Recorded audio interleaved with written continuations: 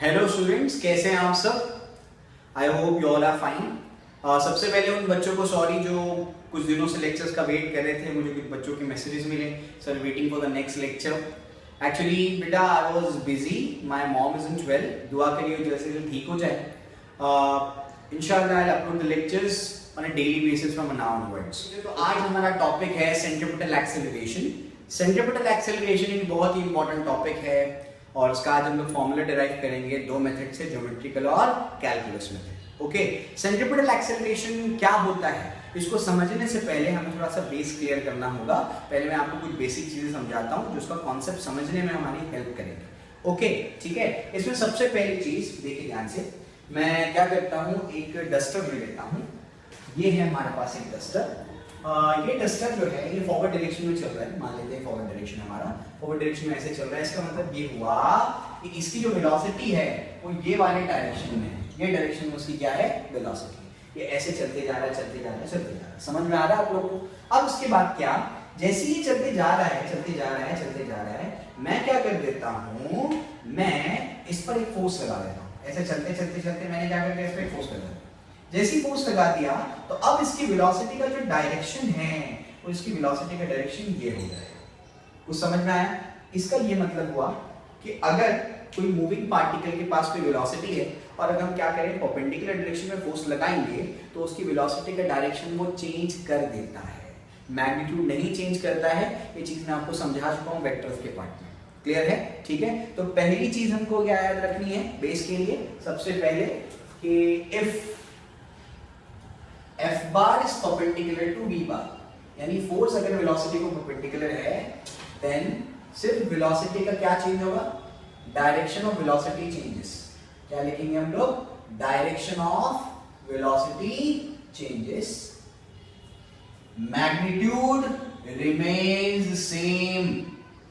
Magnitude कैसा रहेगा, same रहेगा, सिर्फ क्या बदलेगा, डायरेक्शन बदलेगा वेलोसिटी का, अगर फोर्स वेलोसिटी को परपेंडिकुलर है। समझ में आ गया? अब इसके बाद नेक्स्ट चीज देखते हैं। नेक्स्ट चीज क्या है वो देखिए, आपने 10th स्टैंडर्ड में एक थ्योरम पढ़ा होगा।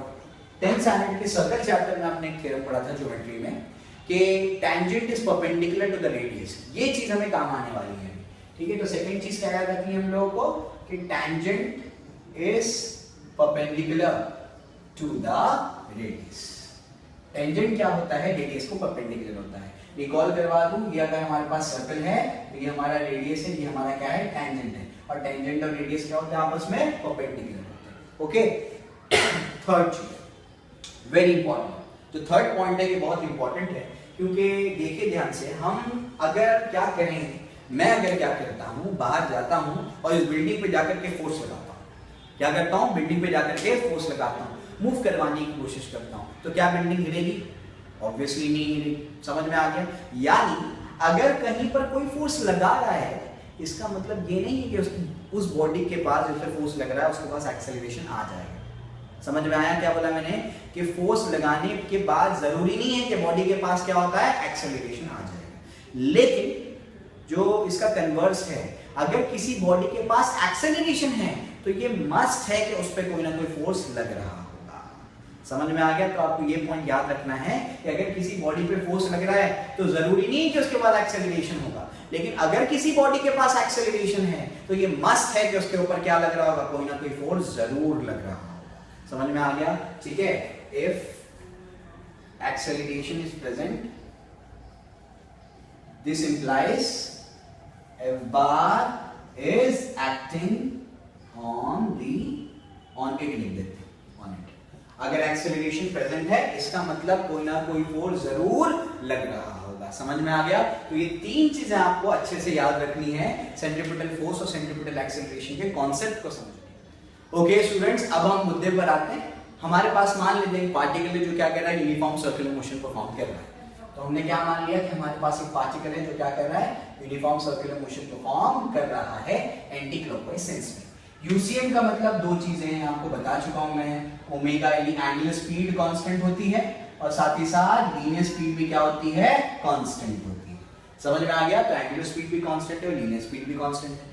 यानी इसका ये मतलब हुआ कि जब पार्टिकल यहां था, मान लेते हैं उसकी स्पीड है 4 मीटर पर सेकंड टुवर्ड्स नॉर्थ, ठीक है, जब पार्टिकल घूमते घूमते घूमते यहां पहुंचा, उसकी स्पीड है 4 मीटर पर सेकेंड, लेकिन उसका जो डायरेक्शन है मान लिया मैंने वेस्ट। जब पार्टिकल यहां पहुंचा, उसकी स्पीड है 4 मीटर पर सेकेंड, लेकिन उसका जो डायरेक्शन है वो तो साउथ है। जब पार्टिकल यहां पहुंचा तो उसकी स्पीड है 4 मीटर पर सेकेंड, लेकिन उसका जो डायरेक्शन है वो कौन सा है, ईस्ट है। तो अगर आप गौर से देखेंगे तो आपको समझ में आ जाएगा कि यहाँ पर भी 4 मीटर पर सेकेंड, यहाँ पर भी 4 मीटर पर सेकेंड, यहाँ पर भी स्पीड 4 मीटर पर सेकेंड, तो यहाँ पर भी 4 मीटर पर सेकेंड। समझ में आ गया? हर जगह 4 मीटर पर सेकेंड तो है इसकी स्पीड, लेकिन जो डायरेक्शन है वो बदलते जा रहा है, यानी वेलोसिटी का मैग्नीट्यूड कांस्टेंट है लेकिन डायरेक्शन बदल रहा है। और वेलोसिटी जो है एक वेक्टर क्वांटिटी है। वेक्टर क्वांटिटी के बदलने के लिए या तो मैग्नीट्यूड बदल जाए, या तो डायरेक्शन बदल जाए, या तो दोनों बदल जाए।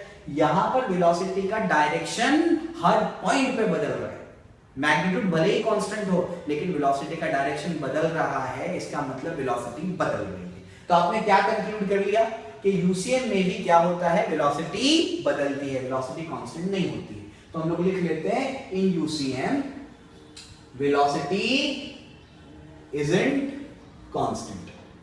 वेलोसिटी कांस्टेंट नहीं होती है, वेलोसिटी भी क्या होती है, बदलती है। समझ में आ गया? क्लियर है? अब इसी बच्चों, वेलोसिटी कांस्टेंट नहीं होने का मतलब होता है कि बॉडी एक्सेलरेट कर रही है। समझ में आ गया? वेलोसिटी कांस्टेंट नहीं यानी वेलोसिटी बदल रही है, और जब भी वेलोसिटी बदलती है किसी पार्टिकल की या बॉडी की, तो हम कहेंगे उसके पास क्या है, एक्सेलरेशन। यानी UCM is an accelerated motion. UCM कैसा मोशन है, एक्सेलरेटेड मोशन है। समझ में आ गई बात ये? तो यूसीएम एक एक्सेलरेटेड मोशन है। और हमने, अगर आप पीछे रिकॉल करेंगे तो अभी पढ़ा था कि अगर किसी बॉडी के पास एक्सेलरेशन है, इसका मतलब डेफिनेटली उस पर कोई ना कोई फोर्स तो लग रहा होगा। समझ में आ गया? यानी ये जो पार्टिकल है जो यूसीएम परफॉर्म कर रहा है, इस पर भी क्या कर रहा है, कोई ना कोई फोर्स लग रहा है। तो this implies a force is acting on the particle performing UCM. समझ में आ गया? पार्टिकल जो यूसीएम परफॉर्म कर रहा है उस पर भी क्या है, कोई ना कोई फोर्स जरूर लग रहा होगा। क्लियर है ना? अब इस पर चर्चा करेंगे कि फोर्स जो है, जो उस पे पार्टिकल पे लग रहा है, वो फोर्स कैसा है, उसको एनालाइज करने की कोशिश करते हैं। ठीक है? अब अगर आप यहाँ पर गौर से देखें तो हर पॉइंट पे वेलोसिटी का डायरेक्शन बदलते जा रहा है। पहले ये डायरेक्शन था, फिर ये डायरेक्शन हो गया, फिर ये डायरेक्शन हो गया, फिर ये डायरेक्शन हो गया। यहाँ होता तो ये डायरेक्शन होता, यहाँ होता तो ये डायरेक्शन होता। ठीक है? वेलोसिटी का हर पॉइंट पे क्या हो रहा है, डायरेक्शन बदलते जा रहा है। समझ में आ गया? लेकिन उसका मैग्नीट्यूड नहीं बदल रहा है। और हमने अभी बोला उस पर फोर्स भी लग रहा है। तो फिर से सारी चीजों को छोटा छोटा करके क्या करते हैं, जोड़ लेते हैं। क्या हमने देखा कि अगर कोई पार्टिकल यूसीएम परफॉर्म करता है तो उसका वेलोसिटी का डायरेक्शन हर पॉइंट पे चेंज हो रहा है, लेकिन मैग्नीट्यूड नहीं बदल रहा है। अभी हमने फर्स्ट पॉइंट में लिखा था बेसिक वाले में, क्या कि अगर फोर्स वेलोसिटी को परपेंडिकुलर होगा तभी क्या हो सकता है, पार्टिकल की वेलोसिटी का डायरेक्शन बदले लेकिन उसका मैग्नीट्यूड नहीं बदले। इसका ये मतलब हुआ कि यहां पर भी जो फोर्स लग रहा होगा वो इस वेलोसिटी को क्या होगा, परपेंडिकुलर होगा। समझ में आ गया? क्योंकि क्या हो रहा है, सिर्फ डायरेक्शन बदल रहा है, मैग्नीट्यूड तो नहीं बदल रहा है। समझ में आ गया? उसके बाद सेकंड इंपॉर्टेंट पॉइंट हमने ये लिखा था कि tangent is perpendicular to the radius. ये जो वेलोसिटी है वो क्या है, अलोंग द टेंजेंट है। और हमने अभी पढ़ा कि इस केस में मैग्नीट्यूड नहीं चेंज हो रहा, सिर्फ डायरेक्शन चेंज हो रहा है, यानी वेलोसिटी और फोर्स परपेंडिकुलर होंगे। यानी इस टेंजेंट को परपेंडिकुलर कौन हो सकता है, रेडियस हो सकता है। समझ में आ गया? तो इसका ये मतलब हुआ कि ये जो फोर्स है वो कहां एक्ट करता है, टुवर्ड्स द सेंटर, यानी अलोंग द रेडियस एक्ट करता है। समझ में आ गया? टुवर्ड्स द सेंटर क्यों, क्योंकि पार्टिकल को ऐसा मोड़ रहा है। ऐसा मोड़ता तो पार्टिकल, वो जो फोर्स होता है वो कहां जाता, अवे फ्रॉम द सेंटर जाता। ऐसे पार्टिकल मुड़ रहा है, इसका मतलब क्या, वो कहां एक्ट हो रहा है, टुवर्ड्स द सेंटर। और अलोंग द रेडियस क्यों, क्योंकि टेंजेंट को कौन परपेंडिकुलर होता है, रेडियस ही परपेंडिकुलर होता है। समझ में आ गया? क्लियर है? तो यहाँ पर सारे लोग ये तो समझा देते हैं कि सेंट्रीपिटल फोर्स एक ऐसा फोर्स है जो सेंटर की तरफ एक्ट होता है, अलोंग द रेडियस होता है, लेकिन क्यों होता है वो हमने आज समझा। तो वो समझने के लिए हमें 3 पॉइंट्स को समझना जरूरी है। क्लियर है? तो इन अ नटशेल बोलते हैं हम लोग। ठीक है? कि अगर कोई particle uniform circular motion perform करता है तो उसका हर पॉइंट पे वेलोसिटी का डायरेक्शन बदल रहा है, लेकिन मैग्नीट्यूड नहीं बदल रहा है। वेलोसिटी का डायरेक्शन कब बदलता है, वेलोसिटी का डायरेक्शन तब बदलता है जब उस पर कोई फोर्स लगता है। समझ में आ गया? ठीक है ना? और मैग्नीट्यूड नहीं बदल रहा है, तो इसका मतलब ये है कि ये जो फोर्स होगा वो वेलोसिटी को परपेंडिकुलर होगा। अब वेलोसिटी का अलोंग द टेंजेंट है, यानी फोर्स को मस्ट है कि उसको अलोंग द रेडियस होना पड़ेगा। समझ में आ गया? क्लियर है? तो ये वाला जो फोर्स है, इस फोर्स को हम लोग कहते हैं सेंट्रीपिटल फोर्स। समझ में आ गया? क्लियर है? कैसे आता है वो सेंटर की तरफ, वो समझाया मैंने आपको आज। क्लियर है? क्योंकि ये सेंटर की तरफ वाला फोर्स होता है, सेंटर सीकिंग फोर्स होता है। ग्रीक में सेंट्रीपिटल का मतलब ही होता है सेंटर सीकिंग। वो सेंट्रीपिटल ऐसा नाम है उसका, और उसका मतलब होता है सेंट्रीपिटल, यानी सेंटर सीकिंग वाला फोर्स, सेंटर की तरफ वाला फोर्स। समझ में आ गया? तो उसका नाम क्या एक्चुअली हमने रखा है, centripetal force. Centripetal force. Clear है? समझ में आ गया सबको? तो आज हमने ये देख लिया कि जब कोई पार्टिकल सर्कुलर मोशन को फॉर्म करता है तो सेंटर की तरफ एक फोर्स होता है जिसका नाम क्या होता है, सेंट्रीपिटल फोर्स होता है। इसके बारे में सबसे ज्यादा काम क्रिस्टियन हाइजेन ने किया है, जो कि वेव थ्योरी पे हम लोगों को पढ़ना है उसके बारे में। ठीक है? सन 1600 में, 1635 या 55 में उसने बहुत काम किया इसके ऊपर। इसके बारे में ज्यादातर उसी ने बताया था, क्रिस्टियन हाइजेन ने। ये क्रिस्टियन हाइजेन जो थे, ये न्यूटन के कंटेम्परेरी थे, उनके साथ वाले थे, उनके कॉम्पिटिटर थे। समझ में आ गया? ठीक है, चलिए, तो सेंट्रीपिटल के फोर्स के बारे में समझ में आ गया। और हम एक चीज जानते हैं कि अगर फोर्स यहाँ पर है तो इसका मतलब एक्सेलरेशन भी होगा यहाँ पर, क्योंकि वेलोसिटी तो चेंज हो रही है ना, तभी तो एक्सेलरेशन है। तो हम देख चुके हैं कि सेंट्रीपिटल फोर्स क्या होता है, सेंटर की तरफ वाला एक फोर्स होता है, इसे कहते हैं सेंट्रीपिटल फोर्स। और हम जानते हैं कि जहां फोर्स वहां एक्सेलरेशन। तो अगर सेंटर की तरफ एक फोर्स है जिसे हमने सेंट्रीपिटल फोर्स कहा, तो सेंटर की तरफ एक एक्सेलरेशन भी होगा जिसे हम कहते हैं सेंट्रीपिटल एक्सेलरेशन। समझ में आ गया? क्लियर है ना? तो अब हम ये चीज जानते हैं कि physics is all about measurement. Physics में हम सारी चीजों को क्या करते हैं, मेजर करते हैं। तो अगर कोई पार्टिकल सर्कुलर मोशन परफॉर्म कर रहा है और सेंटर की तरफ जो फोर्स है या जो एक्सेलरेशन है वो कितना है, वो अगर हमें कैलकुलेट करना है यानी डिराइव करना है, तो वो किस तरीके से किया जाएगा। तो हमारी टेक्स्ट बुक में 2 मेथड से किया गया है। अगर स्पेसिफिक मेथड बोला जाएगा तो आपको उसी मेथड से करना पड़ेगा। सबसे पहले हम ज्योमेट्रिकल मेथड देखेंगे। क्लियर है? ज्योमेट्रिकल मेथड करने से पहले हमें कुछ बेसिक चीजें पता होनी चाहिए। अगर आपको ये नहीं पता होंगी तो आपको डेरिवेशन नहीं समझ में आएगा। क्लियर? तो बेसिक चीजें क्या है उसको देख लेते हैं। सबसे पहली बेसिक चीज कि अगर आपके पास एक वेक्टर है, मान लीजिए ए बार का मैग्नीट्यूड मान लेते हैं 4 है। ठीक है? मैं क्या करता हूं, एक और वेक्टर बना देता हूं बी बार का भी जो मैग्नीट्यूड है वो 4 है। ठीक है? और ए बार और बी बार का जो डायरेक्शन है वो एग्जैक्टली सेम है, यानी दोनों को मैंने क्या बना दिया, पैरेलल बनाया है। तो मैं ये बोल सकता हूं कि ए बार इज इक्वल्स टू क्या है, बी बार। समझ में आ गया कि ए बार और बी बार क्या है, इक्वल है। तो दोनों वेक्टर्स के अगर मैग्नीट्यूड सेम हो, डायरेक्शन सेम हो, तो हम क्या बोल देते हैं, वो इक्वल है। ठीक है ना? तो अगर पैरेलल वेक्टर बना दिया तो वो इक्वल हो जाएंगे। सेकंड जो इंपॉर्टेंट चीज है आपको पता होनी चाहिए वो ये है, देखिए ध्यान से, कि हमारे पास मान लेते हैं कि 2 लाइंस हैं और दोनों के दोनों पैरेलल हैं। ये आपको पता है, आपने 9th साइंस के फर्स्ट चैप्टर में सीखा है। और एक इसको क्या कहते हैं, ट्रांसवर्सल है। एक ऐसी लाइन जो दो पैरेलल लाइंस को कट करती है उसे क्या कहते हैं, ट्रांसवर्सल कहते हैं। तो आप जानते हैं कि ये एंगल थीटा है, तो ये एंगल भी क्या होगा, थीटा होगा। इनको हम कहते हैं करस्पॉन्डिंग एंगल्स। क्या कहते हैं इनको, करस्पॉन्डिंग एंगल्स। क्लियर है? अगर ये लाइंस अगर ऐसी होती और ये ट्रांसवर्सल होगा तब भी क्या होगा, ये वाला एंगल और ये वाला एंगल क्या होगा, थीटा और थीटा होगा, और ये इक्वल होगा। समझ में आ गया? क्लियर है? अब इसके बाद थर्ड जो इंपॉर्टेंट पॉइंट है उसको समझना बहुत जरूरी है। ठीक है? थर्ड वाला देखिए ध्यान से। थर्ड वाले में अगर मान लेते हैं कि हमारे पास एक सर्कल है, देखिए ध्यान से, ये थ्योरम आपने नहीं पढ़ा है, अपने 9th 10th ज्योमेट्री सर्कल में आपके नहीं था, आपने नहीं पढ़ा है, लेकिन आपको अभी यूज करना है। तो हमें कोई प्रूफ नहीं देखना है, हमें सिर्फ उसको पॉस्टुलेट मान करके इस्तेमाल कर लेना है। ठीक है? देखिए ध्यान से क्या है, मान लेते हैं हमारे पास एक सर्कल है और यहाँ पर एक रेडियस है और यहाँ पर एक ये रेडियस है। समझ में आ गया? ये वाले रेडियस ने जिस पॉइंट पे इसको टच किया वहां से मैंने एक टेंजेंट बना दिया, और ये वाले रेडियस ने जिस पॉइंट पे सर्कल को टच किया, सर्कल के सर्कमफेरेंस को, यहां से मैंने एक टेंजेंट बना दिया। ठीक है? दोनों रेडियस के बीच में जो एंगल है उस एंगल को मैं थीटा मान लेता हूं। समझ में आ गया कि दोनों रेडियस के बीच में एंगल कितना है, थीटा है। तो अगर आप क्या कर देंगे, ये ऊपर वाले टेंजेंट को ऐसे पीछे की तरफ एक्सटेंड कर देंगे तो दोनों टेंजेंट के बीच में भी जो एंगल है वो कितना हो जाएगा, थीटा हो जाएगा। समझ में आ गया? और अगर मैं इस टेंजेंट को पैरेलल यहां पर एक टेंजेंट बना दूं, देखिए ध्यान से, मैं क्या कर रहा हूं, यहां पर एक टेंजेंट बना दूंगा, तो ये थीटा है तो ये भी क्या हो जाएगा, थीटा हो जाएगा। क्यों? क्योंकि दो लाइन क्या है, पैरेलल है, और ये क्या है, ट्रांसवर्सल है, तो ये सेकंड वाले को यूज किया है। ठीक है, इस थ्योरम का स्टेटमेंट क्या है? इस थ्योरम का स्टेटमेंट ये है, the angle between two tangents, TGTS मतलब tangents, is equal to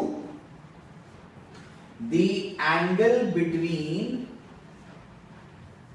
their corresponding radii, the angle between corresponding radii।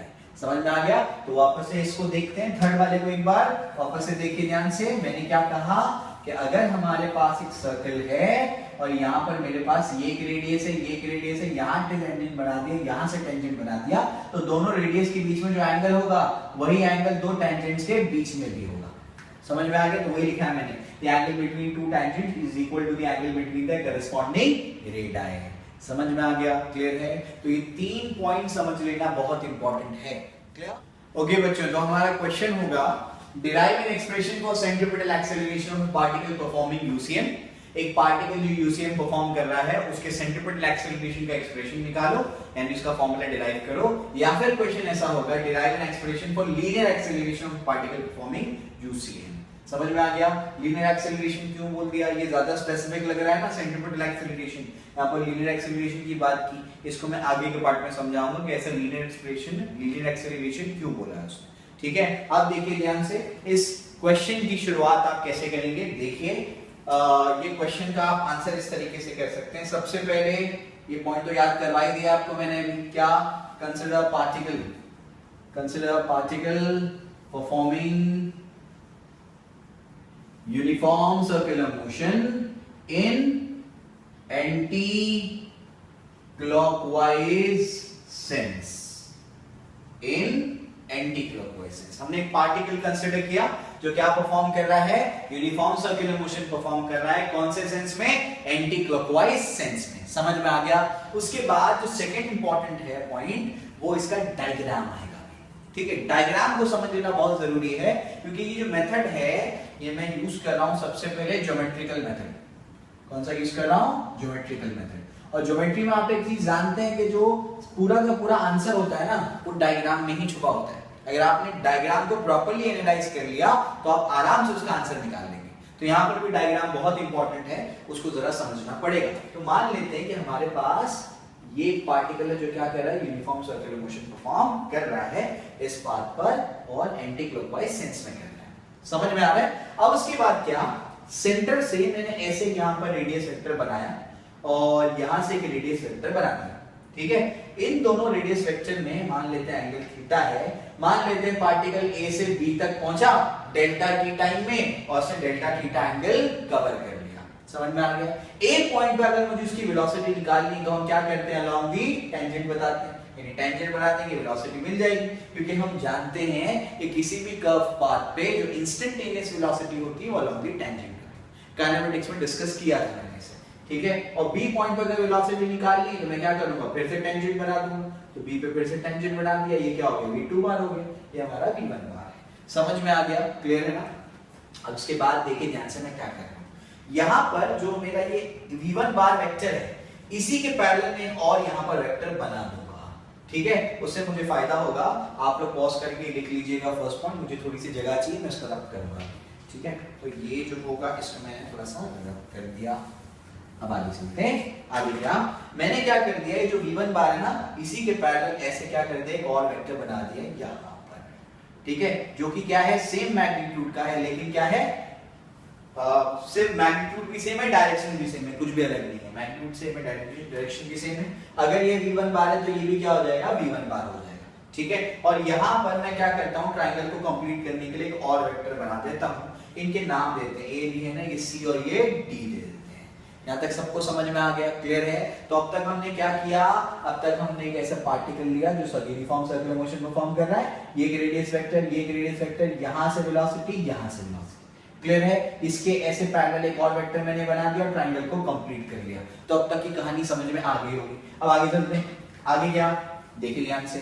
अब क्या होने वाला है इसमें, हम एक चीज जानते हैं क्या, कि मैंने आपसे कहा कि दो रेडियस के बीच में जो एंगल होता है वही करस्पॉन्डिंग टेंजेंट्स के बीच में भी होता है, यानी ये वाला कितना होगा, ये भी होगा डेल्टा थीटा, अगर ये डेल्टा थीटा तो पीछे एक्सटेंड कर दो आप इसको, समझ में आ गया। अब अगर ऐसा कर दिया तो मैंने आपको कहा था ये दो क्या है, पैरेलल लाइन है, तो ये भी क्या हो जाएगा, डेल्टा थीटा हो जाएगा, समझ में आ गया। तो ये अब हमने समझ लिया कि अगर ये डेल्टा थीटा है तो ये भी क्या हो गया, डेल्टा थीटा हो गया। किस तरीके से आया वो समझा दिया मैंने, क्लियर है, ठीक है। अब उसके बाद आगे चलते हैं, आगे क्या, ये जो ट्राइंगल मुझे मिला बीसीडी, इधर कोई इधर पे लिख लेता हूं, ये ट्राइंगल बीसीडी, ठीक है। ट्राइंगल बीसीडी में मैं ऐसे लिखूंगा, मैं ट्राइंगल लॉ लगा सकता हूं ना। ट्राइंगल लॉ क्या बोलता है, एक के हेड पर दूसरे का टेल और रिजल्टेंट उल्टा। तो एक के हेड पे यानी क्या, बीसी के हेड पे किसका टेल है, सीडी का टेल है, रिजल्टेंट कौन है, उल्टा बीडी, यानी इसको कैसे अप्लाई करेंगे हम लोग,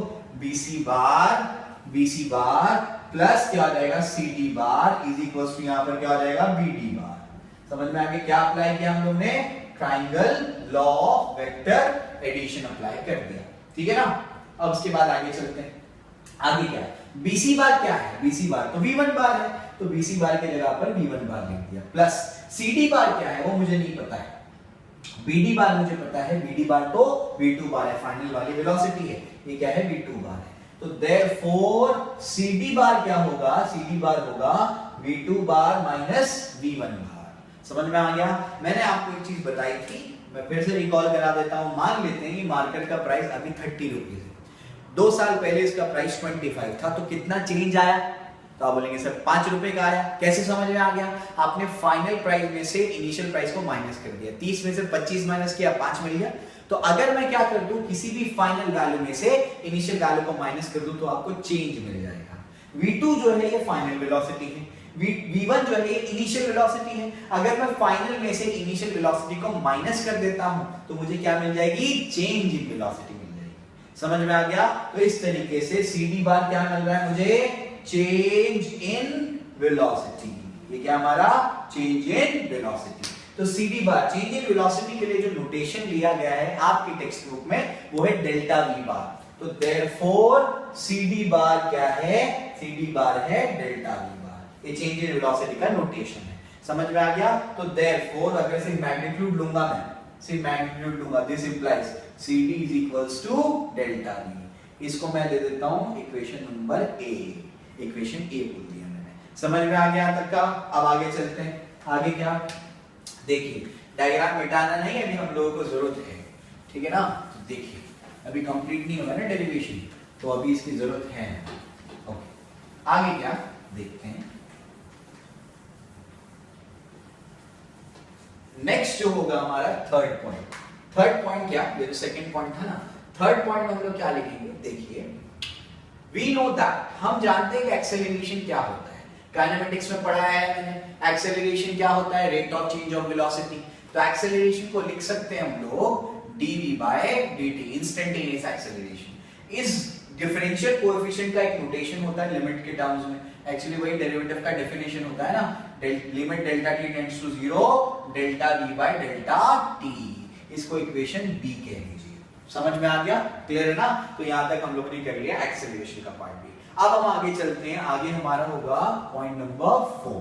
पॉइंट नंबर 4 में क्या करेंगे, आप ध्यान दीजिएगा जरा, अगर एंगल छोटा होता है, angle is very small, angle अगर छोटा होता है तो ध्यान रखिए मैं क्या लिख रहा हूं, tan theta is approximately equal to theta and sin theta भी क्या होता है, अप्रोक्सीमेटली इक्वल टू थीटा होता है। ऐसा क्यों होता है, ऑसिलेशन में बताने ही वाला हूं मैं, अभी फिलहाल आप ये याद रखिए, ठीक है। तो tan थीटा क्या होता है, अप्रोक्सीमेटली इक्वल टू थीटा होता है, ठीक है। तो यहां पर मैं क्या लिखूंगा, इन ट्राइंगल BCD, कौन सा triangle, BCD, in triangle BCD में लगाता हूं tan डेल्टा थीटा। देखिए डेल्टा थीटा है, tan क्या होता है, tan होता है अपोजिट अपॉन एडजेसेंट। अपोजिट क्या है, approximately equal to delta theta होगा। अपोजिट क्या है, अपोजिट है CD अपॉन एडजेसेंट कौन है, BC। अपोजिट CD है, एडजेसेंट कौन है, BC है, ठीक है। तो देयरफॉर डेल्टा थीटा क्या मिलेगा, डेल्टा थीटा मिलेगा हम लोगों को CD अपॉन BC, ठीक है। लेकिन CD कितना है, CD का मैग्नीट्यूड तो डेल्टा V है, तो यहाँ पर मैं क्या लिख दूंगा डेल्टा वी, और BC का मैग्नीट्यूड, ये यूसीएम परफॉर्म कर रहा है, यूसीएम में वेलोसिटी का डायरेक्शन बदलता है, मैग्नीट्यूड नहीं बदलता है, यानी V1 का मैग्नीट्यूड अगर V है तो V2 का मैग्नीट्यूड भी क्या होगा, V होगा, और मुझे सिर्फ मैग्नीट्यूड लेना है तो मैं यहाँ पर क्या लिख देता हूँ, V लिख देता हूँ। समझ में आ गया? अब इसका काम कंप्लीट हो गया, मैं इसको रख कर देता हूँ। ठीक है, तो हमारा आगे का पॉइंट क्या बनेगा, देखिए इसी को कंटिन्यू करूंगा अभी मैं। ये जो मिला हम लोगों को डेल्टा थीटा, क्या मिला, डेल्टा V बाय डी। देखिए अब क्या होगा, तो यही पॉइंट कंटिन्यू करूंगा मैं, फोर्थ वन को ही यहाँ पे कंटिन्यू कर देता हूँ। तो डेल्टा थीटा क्या मिला, डेल्टा थीटा हम लोगों को मिला डेल्टा V बाय V, तो देयरफॉर डेल्टा V क्या मिलेगा, डेल्टा V हमको मिलेगा V डेल्टा थीटा, इसको इक्वेशन C दे देंगे। समझ में आ गया? अब B वाले पार्ट को देखिए, उसमें क्या था, A equals to limit delta t tends to 0 delta V by delta t, ठीक है, और यहाँ पर डेल्टा V हम लोगों को क्या मिला, V डेल्टा थीटा। समझ में आ गया? तो मैं क्या लिख सकता हूँ, देयरफॉर, ठीक है, नेक्स्ट पॉइंट में, फिफ्थ पॉइंट में, देयरफॉर फिफ्थ पॉइंट में लिख दूंगा मैं पुटिंग C इन B, क्या लिख देता हूँ, पुटिंग C इन B, C को B में पुट कर देंगे तो क्या मिलेगा, C को B में पुट कर देंगे तो हम लोग को मिल जाएगा, देखिए कि यहाँ पर क्या है, A is equals to limit delta t tends to 0, delta V की जगह क्या लिखूंगा मैं, डेल्टा V की जगह लिखूंगा V delta theta divide by delta t। ठीक है, तो इस तरीके से हमारे पास क्या आया, फिफ्थ पॉइंट ही कंटिन्यू कर रहा हूं मैं, तो मुझे क्या मिल रहा है, देखिए ध्यान से, फिफ्थ पॉइंट में मुझे मिला A is equals to limit V तो कांस्टेंट है ना, क्यों, क्योंकि यूसीएम परफॉर्म कर रहा है, उसका मैग्नीट्यूड है, तो V कांस्टेंट है, जो कांस्टेंट होता है वो लिमिट के बाहर चले जाता है, limit delta t tends to 0 delta theta by delta t। ठीक है, अब इसको कैसे लिखते हैं, तो हम लोग जानते हैं कि इसको लिखा जाएगा v d theta by dt, derivative का डेफिनेशन है ये तो। ठीक है, और d थीटा बाय dt क्या होता है, rate of change of angular displacement is angular velocity. तो जो मुझे एक्सेलरेशन मिला सेंट्रीपिटल वाला, मैं सफिक्स में c लगा दे रहा हूं ताकि हम लोग को क्लियर हो जाए कि सेंट्रीपिटल एक्सेलरेशन है। सेंट्रीपिटल एक्सेलरेशन क्या मिला, v ओमेगा। समझ में आ गया? तो आपने एक्सप्रेशन डिराइव कर लिया। ठीक है, इसके और भी फॉर्म्स होते हैं, उसको क्या करेंगे हम लोग, ऐसे लिख सकते हैं, क्या लिखूंगा मैं, but v is equals to r omega और omega is equals to v by r, तो therefore centripetal acceleration क्या मिलेगा, v के जगह पर r omega पुट कर देते हैं, r omega into omega नहीं क्या रहेगा, r omega स्क्वायर, या फिर हम लोग क्या कर देंगे, ओमेगा की जगह पे v by r पुट कर देंगे, तो इसी क्या मिलेगा, v into ये क्या रहेगा, v by r, यानी v स्क्वायर by r। तो हम लोग को जो एक्सप्रेशंस मिले वो क्या क्या मिले, AC is equals to r omega square या फिर AC is equals to v square by r। समझ में आ गया? तो सेंट्रीपिटल एक्सेलरेशन का एक्सप्रेशन हमने डिराइव। ओके बच्चों, अब हम इसी फॉर्मूले को कैलकुलस मेथड से डिराइव कर लेंगे। ठीक है, तो बहुत ही सिंपल है मेरे हिसाब से, ज्योमेट्रिकल कैलकुलस में कैलकुलस मेथड ज्यादा आसान है। ठीक है, आपको सिंपल से कुछ रूल्स फंडे याद रखने, अगर आपके पास डिस्प्लेसमेंट या पोजीशन वेक्टर r बार है, अगर आपको इससे वेलोसिटी निकालनी है तो क्या कर दो, आप r बार को डिफरेंशिएट कर दो तो क्या मिल जाएगी, वेलोसिटी मिल जाएगी। अगर आपको वेलोसिटी से क्या बनाया है, एक्सेलरेशन बनाना है, तो वेलोसिटी को डिफरेंशिएट कर दो, क्या मिल जाएगा, एक्सेलरेशन मिल जाएगा। समझ में आ गया? तो तीन स्टेप्स का डेरिवेशन है, पोजीशन वेक्टर निकालो, इंस्टेंटेनियस वेलोसिटी अगर निकालनी है तो पोजीशन वेक्टर को डिफरेंशिएट कर दो, इंस्टेंटेनियस एक्सेलरेशन निकालना है तो क्या कर दो, इंस्टेंटेनियस वेलोसिटी को डिफरेंशिएट कर दो। समझ में आ गया? इतना सिंपल सा फंडा है इसके पीछे। ठीक है, तो क्वेश्चन तो वही होगा। ठीक, इसका फर्स्ट पॉइंट भी वही होगा, क्या, consider particle perform uniform circular motion in anti clockwise sense. सिर्फ क्या याद रखना है आपको, ये कौन सा मेथड है, ये कैलकुलस मेथड। कौन सा है, कैलकुलस मेथड। ठीक है, तो centripetal acceleration by calculus method. Centripetal acceleration का दूसरा नाम होता है रेडियल एक्सेलरेशन, वो भी याद रखिएगा। ठीक है, फर्स्ट पॉइंट तो वही होगा हमारा, क्या, consider a particle performing uniform circular motion in anti clockwise sense, आप लिख लीजिएगा। ठीक है, सेकेंड पॉइंट में हम लोग क्या कर देंगे, डायग्राम बना देंगे। डायग्राम में मान लेते हैं हमारे पास एक पार्टिकल है जो क्या कर रहा है, यूनिफॉर्म सर्कुलर मोशन परफॉर्म कर रहा है। ठीक है, एंटी क्लॉकवाइज सेंस में मैं क्या करता हूं, हमारे कोऑर्डिनेट सिस्टम का ओरिजिन इसके सेंटर पे लेकर आ जाता हूं। ठीक है, तो इसके सेंटर पे क्या करते हैं हम लोग, इसके कोऑर्डिनेट सिस्टम का ओरिजिन लेकर के आ जाते हैं। ठीक है, अब यहाँ पर ये जो ओरिजिन है, यहाँ से हम लोग क्या करते हैं, यहाँ एक पोजीशन वेक्टर मैंने बना दिया। पार्टिकल मान लेते हैं कि किसी इंस्टेंट पर पॉइंट P पर था, इसके कोऑर्डिनेट्स क्या है x, y, क्योंकि ये x एक्सिस है और ये कौन सा है y एक्सिस। समझ में आ गया? तो पार्टिकल ऐसे चलते चलते A पॉइंट से कहां पहुंच गया, P पॉइंट तक पहुंच गया, और उस P पॉइंट के किसी भी इंस्टेंट पे कोऑर्डिनेट्स है x, y, ठीक है। और ये हमारा क्या है, रेडियस वेक्टर है। क्लियर ना? ये उसकी पोजीशन भी बताता है, तो दूसरा नाम उसका पोजीशन वेक्टर हो जाता है अगर इसको ओरिजिन मान लिया तो, ठीक है ना। चलिए अब यहां पर मैंने क्या कर दिया, एक परपेंडिकुलर ड्रॉप कर दिया, यहां पर भी एक परपेंडिकुलर ड्रॉप कर दिया। क्लियर है? ये वाला कुछ नाम m दे देते हैं, इसको नाम n दे देते हैं। ये जो एंगल उसने कवर किया वो क्या है, थीटा है। समझ में आ गया कि यहां से यहां तक जाने में, a से p तक पहुंचने में कितना कवर किया, थीटा कवर कर लिया। तो सारी चीजें लिख देते हैं, ठीक है। आई होप ये आपको समझ में आ गया होगा, इसको मैं नोट कर रहा हूं, ठीक है। तो पैटर्न याद रखिएगा। चलिए अब क्या, तो p क्या है हमारा, position of particle at any instant of time, किसी भी इंस्टेंट पर। तो p क्या है, पोजीशन ऑफ पार्टिकल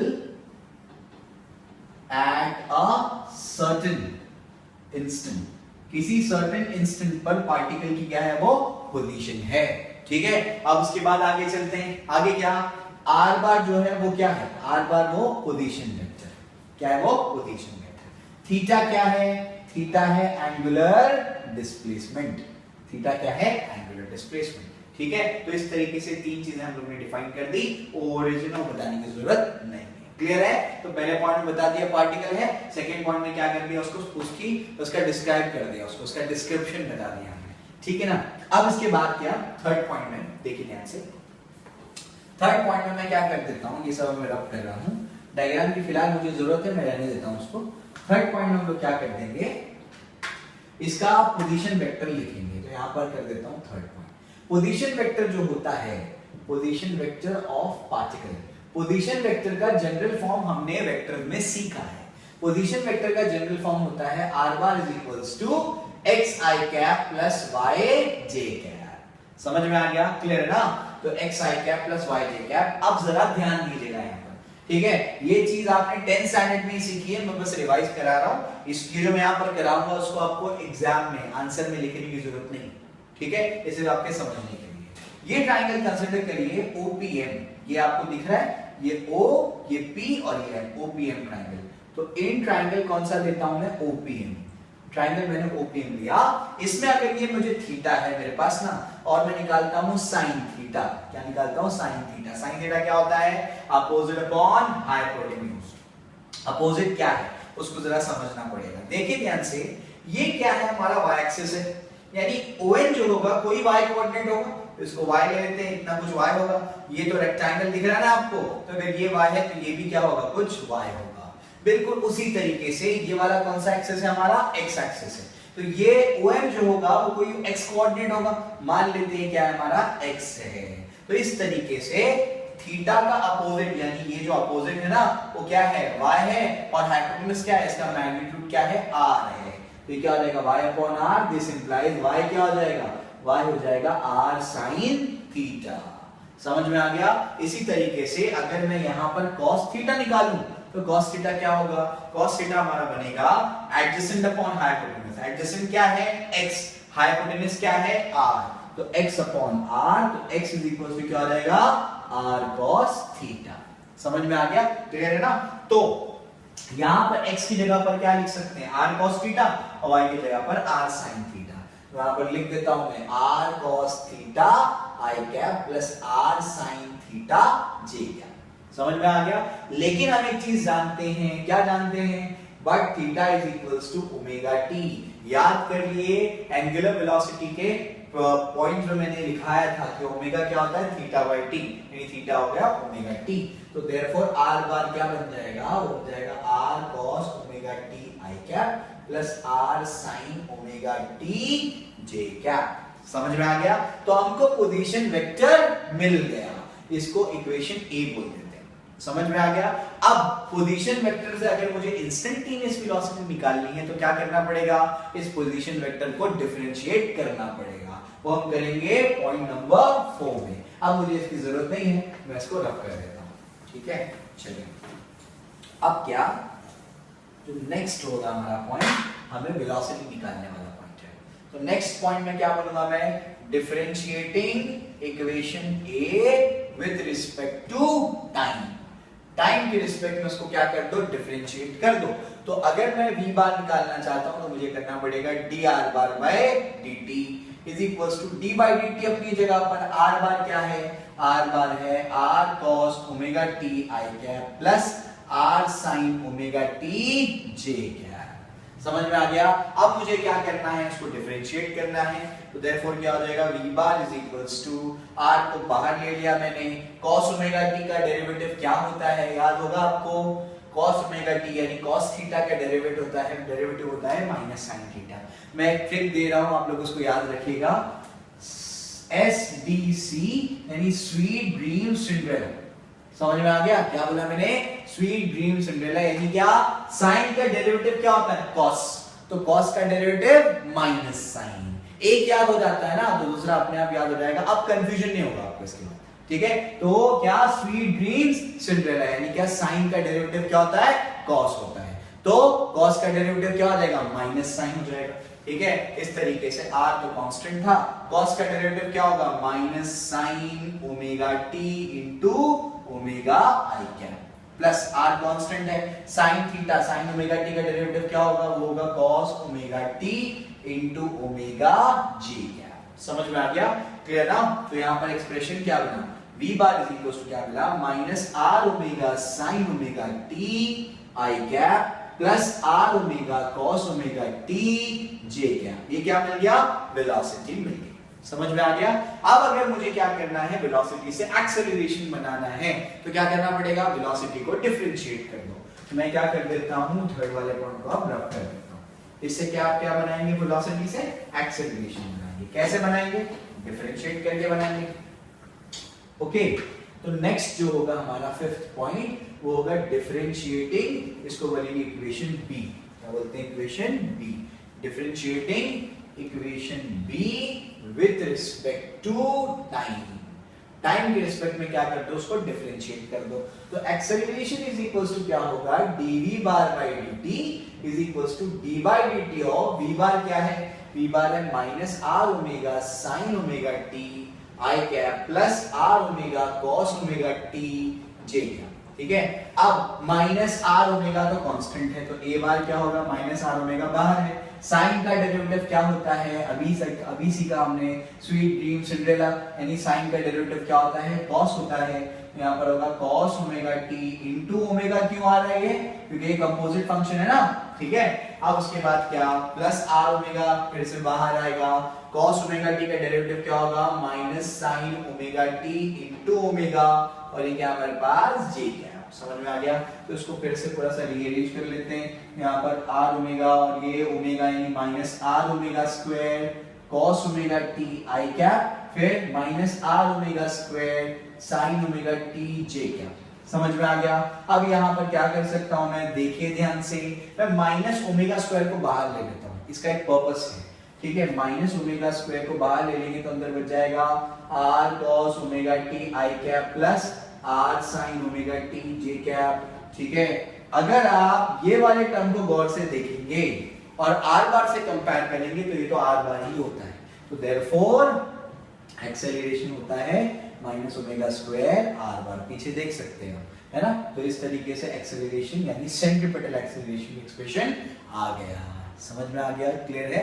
तो कैलकुलस मेथड मेरे पॉइंट ऑफ व्यू से ज्यादा आसान है, क्योंकि सिर्फ डिफरेंशिएट करते जाना और आपका एक्सप्रेशन आ जाता है, क्लियर है। अच्छा, और एक बात आप बोलेंगे सर वहां पर फॉर्मूला आया r omega square, v omega या v स्क्वायर का आया, r ओमेगा स्क्वायर आया ना, ठीक है, लेकिन वहां पर माइनस नहीं आया था, यहाँ पर माइनस आ रहा है। इसका क्या सिग्निफिकेंस, इसका क्या मतलब होता है, ठीक है, उसको जरा समझ लेते हैं। देखिए मैथमेटिक्स जो होता है ना, हमको गलती करने नहीं देता। मैथमेटिक्स जो होता है वो एग्जैक्ट साइंस बोला जाता है। तो अगर माइनस आया है इसका मतलब कुछ ना कुछ तो उसका मतलब जरूर होगा, समझे। हम फिजिक्स में वेक्टर्स के साथ में माइनस या प्लस डायरेक्शन के लिए लगाते हैं, याद रखिएगा हमेशा। वेक्टर का मैग्नीट्यूड कभी भी नेगेटिव नहीं होता, समझे क्या बोल रहा हूं मैं, वेक्टर का मैग्नीट्यूड कभी भी नेगेटिव नहीं होता। सिर्फ अगर माइनस या प्लस लगा हुआ है इसका मतलब वो डायरेक्शन उसके साथ में डिस्क्राइब करना चाहता है, ठीक है। तो यहाँ पर किसी ना किसी का डायरेक्शन उल्टा है। तो अगर आप गौर से देखेंगे हमारा जो सर्कुलर मोशन परफॉर्म करने वाला जो पार्टिकल है उसका रेडियस वेक्टर कहाँ होता है? रेडियस वेक्टर ये वाले डायरेक्शन में होता है ना? लेकिन एक्सेलरेशन, सेंट्रीपिटल एक्सेलरेशन कहाँ होता है? अंदर वाले डायरेक्शन में होता है। समझ में आ गया? नहीं, रेडियस वेक्टर भी रेडियस के अलाउंग है, सेंट्रीपिटल एक्सेलरेशन भी रेडियस के अलाउंग है, लेकिन रेडियस वेक्टर सेंटर से बाहर की तरफ जा रहा है, अवे फ्रॉम दी सेंटर, और सेंट्रीपिटल एक्सेलरेशन सेंटर से अंदर की तरफ आ रहा है। इसका मतलब सेंट्रीपिटल एक्सेलरेशन और रेडियस वेक्टर क्या है? अपोजिट डायरेक्शन में है। समझे? यानी यहां लिख देंगे negative sign indicates that R bar is opposite to A bar। R bar जो है A bar को ऑपोजिट है। समझ में आ गया? क्लियर है? तो ये हमारा सेंट्रीपिटल एक्सेलरेशन आ गया with the help of calculus. Clear? ठीक है ना? तो इस तरीके से आप कर सकते हैं इसको। अगर एग्जाम में स्पेसिफिक मेथड बोला है तो आपको वही करना पड़ेगा। आपने अगर कोई और मेथड लगा दिया, अब जैसे कैलकुलस पूछा ज्योमेट्रिकल लगा दिया, ज्योमेट्रिकल पूछा कैलकुलस लगा दिया, तो आपको एक बड़ा सा अंडा मिलेगा। समझ में आ गया? क्लियर? तो इसके बाद अब आगे चलते हैं। आगे क्या? देखिए मैं इसको सम अप कर देता हूं जो हमने पढ़ा और उसके अलगो बता देता हूं उसका। ठीक है? तो ये जो हमने ज्योमेट्रिकल मेथड किया वो सिर्फ 4 स्टेप का डेरिवेशन है। तो ज्योमेट्रिकल मेथड का जो हमारा फॉर्मूला डिराइव किया ज्योमेट्रिकल मेथड से, उसका अलगो होगा जो हमारा, वो देखिए ध्यान से। अलगो में सबसे पहले आप क्या लगा देंगे? ट्रायंगल लॉ लगा देंगे। ठीक है? सबसे पहले इंपॉर्टेंट पॉइंट बता रहा हूं आपको मैं। ट्रायंगल लॉ लगा देंगे, उसके बाद आप क्या कर देंगे? एक्सेलरेशन होता है limit delta t tends to 0 delta v by delta t। Third point में आप क्या कर देंगे? tan डेल्टा थीटा निकालेंगे। क्या निकालेंगे? tan डेल्टा थीटा, जो कि अप्रोक्सीमेटली डेल्टा थीटा के इक्वल होगा और जो कि अपने पास आता है डेल्टा v बाय v। और उसके बाद फोर्थ पॉइंट में क्या कर देंगे? पुट 3 into, जो 3 में मिला ना उसको क्या कर देना? 2 में पुट कर देना। समझ में आ गया? तो सिर्फ 4 स्टेप में आपका ज्योमेट्रिकल मेथड का डेरिवेशन कंप्लीट हो जाता है। क्लियर है? समझ में आ गया? ये चैप्टर वैसे ही बहुत आसान है, महाराष्ट्र स्टेट बोर्ड लेवल पे तो बहुत ही आसान है। और मैं ये कहूंगा कि अगर इस चैप्टर में थोड़ा बहुत कुछ डिफिकल्ट है तो वो ज्योमेट्रिकल मेथड होता है, बाकी की डेरिवेशंस तो बहुत ही आसान है, लिटरली बहुत आसान है। क्लियर? ठीक है? अब कैलकुलस का अलगो देख लीजिए। कैलकुलस में अलगो क्या होगा? बहुत ही सिंपल है, मैंने आपको बताया देखा। R बार निकालो, है ना? कैसे लिख देता हूं? फाइंड R बार, उसके बाद क्या निकालो? V बार निकालो। कैसे निकालोगे? dr bar by dt। उसके बाद क्या निकालोगे? एक्सेलरेशन निकालोगे सेंट्रीपिटल वाला। कैसे? dv bar by dt। तो सिर्फ 3 स्टेप्स का डेरिवेशन है, सिर्फ 3 चीजें करनी है, आपका पूरा डेरिवेशन कंप्लीट हो जाता है। क्लियर है? समझ में आ गया? ठीक है? तो ये हमारे पास 2 डेरिवेशंस हो गए। आगे जाकर के हम लीनियर एक्सेलरेशन और एंगुलर एक्सेलरेशन में डेरिवेशन देखेंगे। उसके बाद हम सेंट्रीपिटल फोर्स पे थोड़ी और चर्चा करेंगे।